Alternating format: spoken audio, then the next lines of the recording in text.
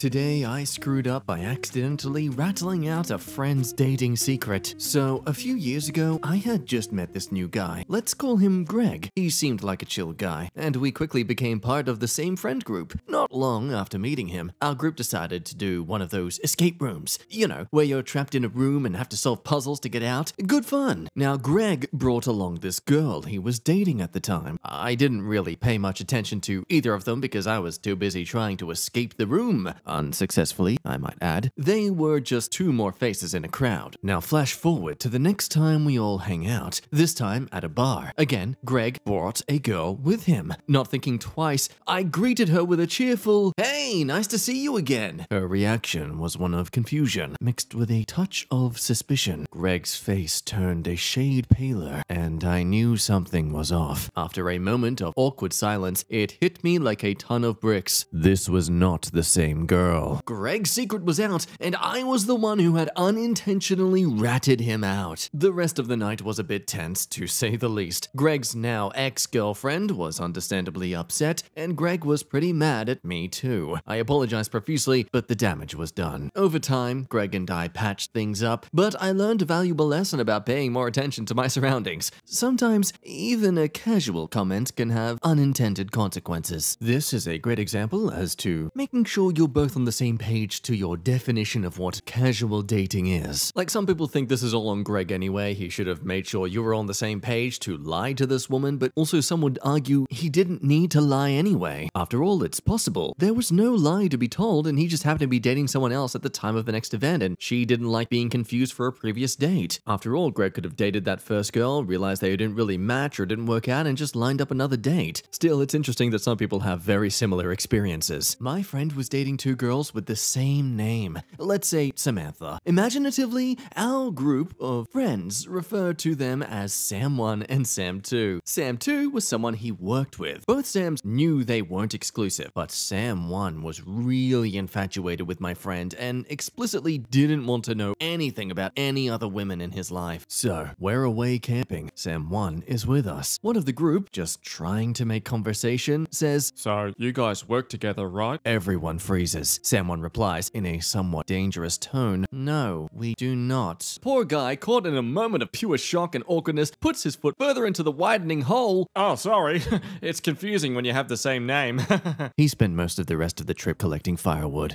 So this story isn't so much a screw-up, but just, oh man, you have to feel for this guy. Today I screwed up by being too fat to date. This might sound like a rant, but I promise I'm not bitter, I'm just disheartened. I'd been talking to a lovely lady on a dating app, and things were going incredibly well. We've talked on the phone for hours, and just really vibed. She told me multiple times I was incredibly sweet and funny, and that she was looking forward to going out with me in real life. Now she's pregnant, and had a craving for food, and possibly more, so I grabbed dinner and took an Uber to go see her. I thought it would be a cute first date, but when I got there, she just took the food, thanked me, and said I looked 10 years older than my profile pic and 50 pounds heavier, then asked if I can leave. Now look, the picture is about a year old, and I am 15 pounds heavier than in pic, currently weighing in at 235 and 6 foot 1 inch, but I literally told her my weight and warned her of my dad bod on the phone, and she just laughed and talked about her mom bod. She also said I looked like a completely different person, and no one else has ever said that before. I didn't really know what to say, so I apologized and left. I deleted my account on the dating app, but not before I noticed she blocked me. I'm sitting in the car, driving home, and I'm compelled to give some advice. TLDR, you don't have to be good looking, but physically fit always trumps sweet and funny, even if it's only 15 pounds. Also, if you're going on a date, look better in real life than in your profile pic. Ah yes, the impossible dream. Let's sober up with some comments. I would have taken the food back. Knowing her, she'd be like, "See, that's why you are fat." Now, see, that's why I'm gonna take this back. Yeah, I think you just got used for food by a pregnant lady. That's not just a side comment either. There's a genuine theory going around now that this was an actual scam. Had nothing to do with you or your looks, and everything to do with you seeming nice enough to fall for it. So, there you go, man. It's not because you're ugly, it's just because you're gullible.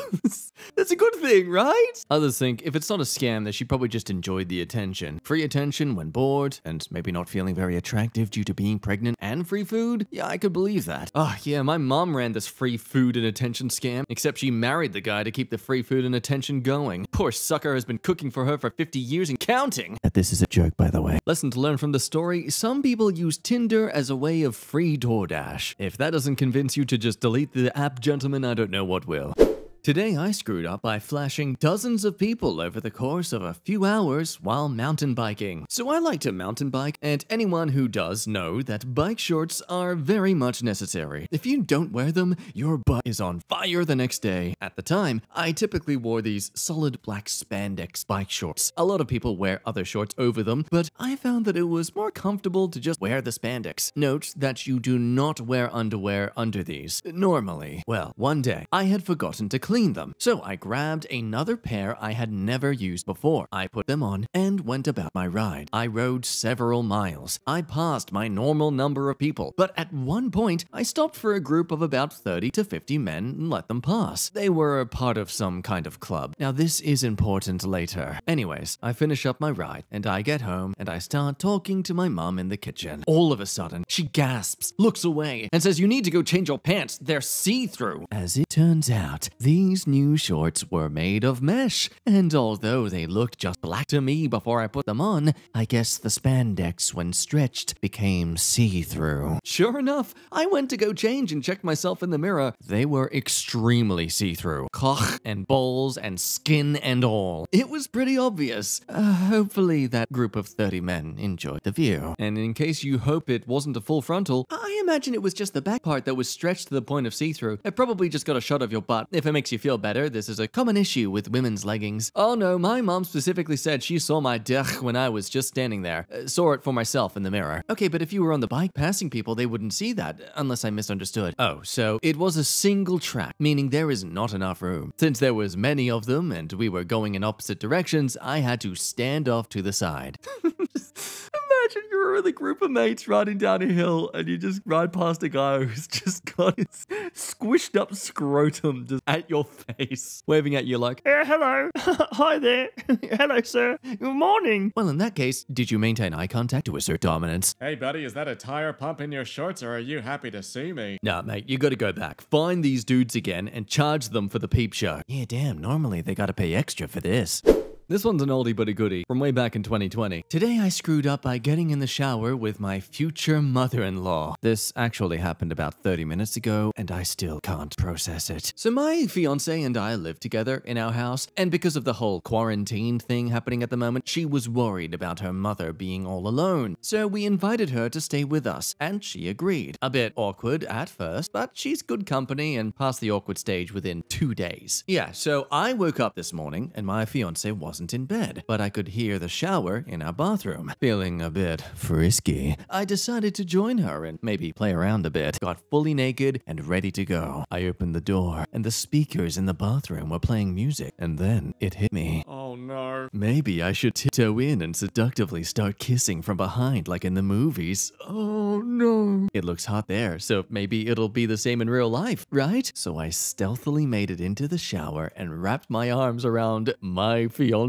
When she screamed, I just started laughing. Second wrong move. And said in a deep voice, "It's just me, baby." And tried again. It was only when she shouted my name and told me to get the frick out, I realized that it was actually her mother. Since I'm a slow idiot, I just stood there for about 5 seconds just staring at her as she covered herself before apologizing and running out. I'm sitting in my car in the garage right now typing this, and I still don't know where my fiance is or why the frick her mother was showering in our private bathroom instead of the house bathroom. So that's my life right now, and I don't know how I'll live through this. Goddamn, reading the title, this was bad enough, but this paragraph, wow. Now at the time, commenters were wondering how the hell you could mix these two people up. Well, you gotta blame genetics. Edits, I didn't realize it was my fiance sooner because both of them literally look like sisters. Her mother doesn't age at all, and they share the same hair color and body type, for a lack of a better word. Stacy's mom looks literally like Stacy. Later in the day, they did come back though to give us a little update. After spending the past hours across the street with my friend, building up confidence confidence, I finally went back home and found both of them sitting on the couch. I first went up to kiss my fiancée and greet her, but she sort of turned her cheek as I came. I was bloody sweating bricks at this point, and said something around the lines of, "So my mother says you two had quite the morning." Holy hell. I can't even explain how scared I was since they both looked serious, so I just started explaining my side of the story. When all was said, they both kind of looked at each other, then broke into laughter. Apparently, her ensuite shower had terrible pressure this morning, so my fiancée said she could try ours. So basically, we're back in the awkward phase, and her mother can barely look me in the eye, and though my fiancée says she's fine with it and understands, I can tell she's a bit angry and disturbed by the fact her mother and me saw each other naked, and also that I didn't realize it wasn't her sooner. Needless to say, I'll never surprise my fiancée in the shower ever again. Nah man, okay, I'd move countries and change my name. Also agreeing with this, I don't think the seeing each other naked is as embarrassing as the wrapping his arms around her while he was ready to go.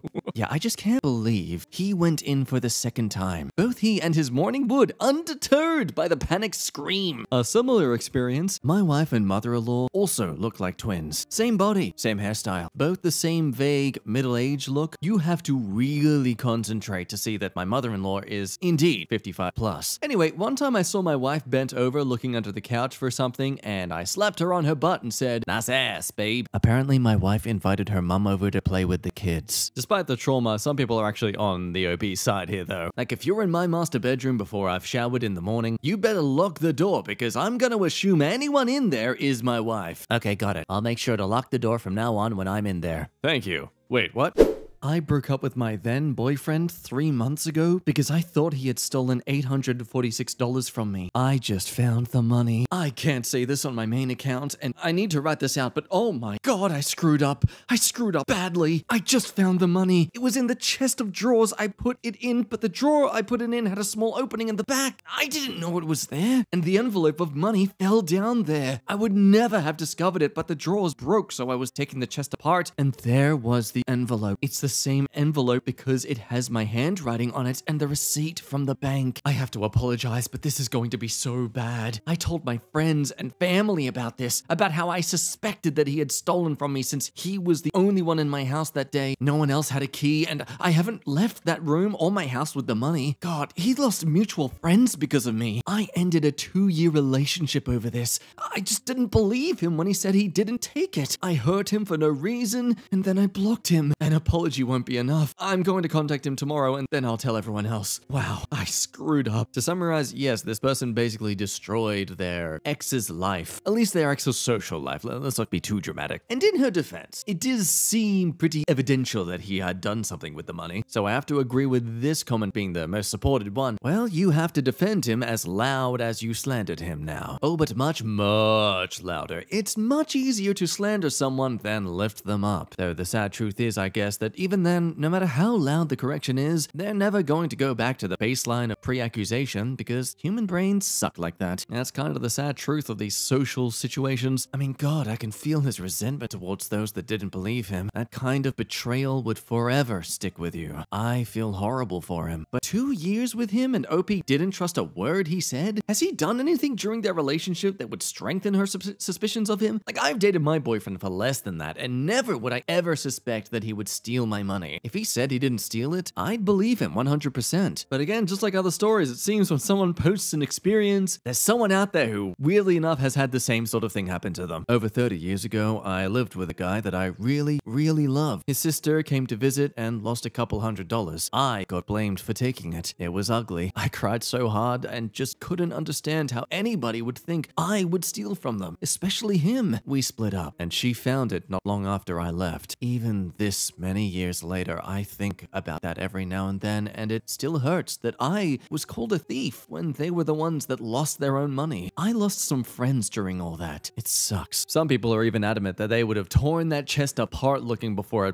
assuming their longtime partner took it. I mean, would you? Look, I'll be honest, I'd probably be first to just assume that I was an idiot and put it somewhere that I've forgotten completely, but I don't know, maybe that's just a bit of ADHD that's yet to be diagnosed. Overall, congrats, OP. You've spawned another resentful misogynist into this world. Let's end things on a disturbing note. Today I screwed up by my parents finding my foreskin. I am a circumcised at birth male who has been thinking about what it would be like to have my original foreskin. I looked online and found subs related to regenerating the foreskin, but I am not set on trying that for years to find out how I look. Hang on, can we just take a moment to... There are subreddits that are talking about how to regenerate foreskin. I mean, you can have your hobbies, but just, why? So I looked at some other stuff and came across a fake foreskin thing from ox balls that just slides on and you enjoy? Not the best looking thing, but it was not bad, and I was purchasing it from Etsy and they said discreet shipping. A very important detail since I still live with my parents who are very conservative. I debated it for weeks before biting the bullet and going for it. Damn, Etsy, you really have everything, don't you? Shipping was quick and it arrived today. I came home to find the package missing from the mail. I walk into my bedroom and find the foreskin sitting in its packaging on my bed. No discreet wrapping or anything. See-through plastic, so there is no hiding it. My soul leaves my body. I have no clue if they knew what it was, but I'm like dead inside, and not in the ha-ha funny way. They went to the store and that's where they are now, and I have no clue what they are going to say. Never mind, update. So my mum asked what it was, and I don't think my father knows about it, but she didn't know what to make of it as far as I know. She might be just asking to see if I fess up. I told her it's a gag gift and she would probably not like it. She has not mentioned it since, so I might be in the clear. Yeah, we need an appropriate GIF reaction to this meme of a story. Yeah, that looked right. What the fuck? Oh, the post-history context makes it more unhinged. Really? What do you mean? Oh, God!